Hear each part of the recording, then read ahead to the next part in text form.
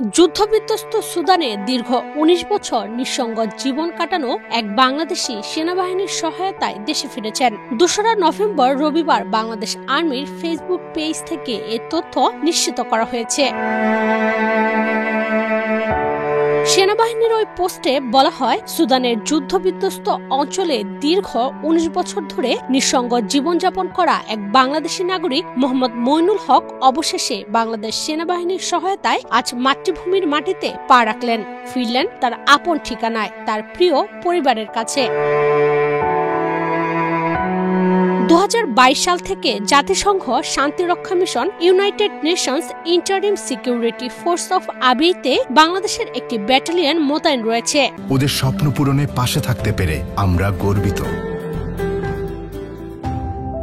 ২০২৫ সালের মে মাসের প্রথম সপ্তাহে বাংলাদেশ ব্যাটালিয়ন ব্যানবেগ ৩-এর একটি টহল দল আবিবাজার এলাকায় হঠাৎই এক বাংলাদেশি নাগরিকের সন্ধান পান। গাইবান্ধার সুন্দরগঞ্জ উপজেলার ওই বাসিন্দার নাম মোহাম্মদ মইনুল হক। জানা যায়, প্রায় ১৯ বছর আগে ঠিকাদারি কাজে সুদানের রাজধানী খার্তুমে পাড়ি জমান তিনি। সেখানে হঠাৎ শুরু হওয়া গৃহযুদ্ধ তার জীবনকে সম্পূর্ণ বিপর্যস্ত করে তোলে। বহুদিন অবরুদ্ধ অবস্থায় থাকার পর প্রাণ বাঁচাতে তিনি পালিয়ে চলে যান আবেই অঞ্চলে। দুর্ভাগ্যক্রমে এ সময় তিনি হারান পাসপোর্ট সহ সমস্ত বৈধ নথিপত্র, যার ফলে দেশে ফেরা তার জন্য প্রায় অসম্ভব হয়ে পড়ে। বাংলাদেশ সেনাবাহিনীর সদস্যদের সাক্ষাৎ পেয়ে তার দেশে ফেরা আসার প্রবল আকুতির কথা জানান।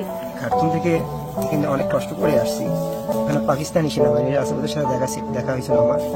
এবার বলে, ভাই আপনি কি অবস্থা কেন আপনার, কোথা থেকে আসেন, কি আপনি বাংলাদেশি না ইন্ডিয়ান না পাকিস্তানি? আমি বলছি, ভাই আমি বাংলাদেশি।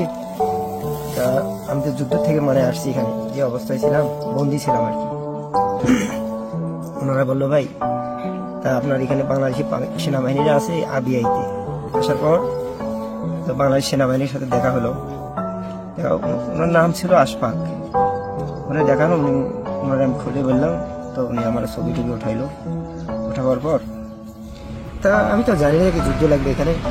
তা ওখানে বন্দি অবস্থায় ছিলাম, নিজের বাসাতেই ছিলাম বন্দি অবস্থায়, বাইরেতে বাইরে কোনো দিকে গোলাগুলি সবখানে বিমান দিয়ে হামলা, যেতে পারি না কোনো দিকে। খাওয়া দাওয়ারও শেষ হয়ে গেল, প্রায় ১৫ দিন ছিলাম। কারেন্ট টারেন্ট সব বন্ধ, নেটওয়ার্ক সব বন্ধ করে দিল। এখানে আসার পর বাংলাদেশ সেনাবাহিনীর ভাইরা ওরা যোগাযোগ করছে, করার পর ওরা নাম্বার কেমনি নিয়ে আসছি, নিয়ে এসে আমার শুধু কিছু বাংলাদেশ আমার বাড়ির লোকজনের সাথে। দুজন তো আমার জন্য অনেক কিছু করছি। এর প্রেক্ষিতে আবেইতে অবস্থানরত সেনাবাহিনীর সদস্যরা বাংলাদেশে তার পরিবারের সঙ্গে যোগাযোগ করেন এবং তার দেশে ফেরার আবেদন সেনা সদরে পাঠান। পরবর্তীতে আবেদনটি সশস্ত্র বাহিনী বিভাগের সহায়তায় ইথিওপিয়ায় অবস্থিত বাংলাদেশি দূতাবাসের মাধ্যমে তার বাংলাদেশে প্রত্যাবর্তনের জন্য ট্রাভেল পারমিট ইস্যু করা হয়।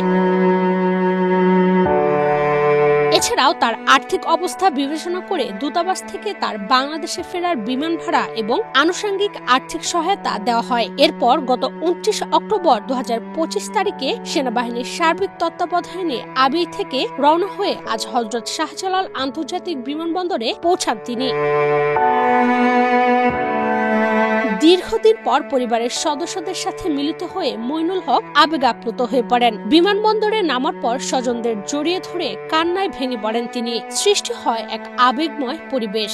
ঘটনাটি দেখে উপস্থিত কেউই চোখের পানি ধরে রাখতে পারেননি। সকল অনিশ্চয়তা কাটিয়ে দেশে ফিরে আসতে পেরে তিনি সকলকে ধন্যবাদ জানান।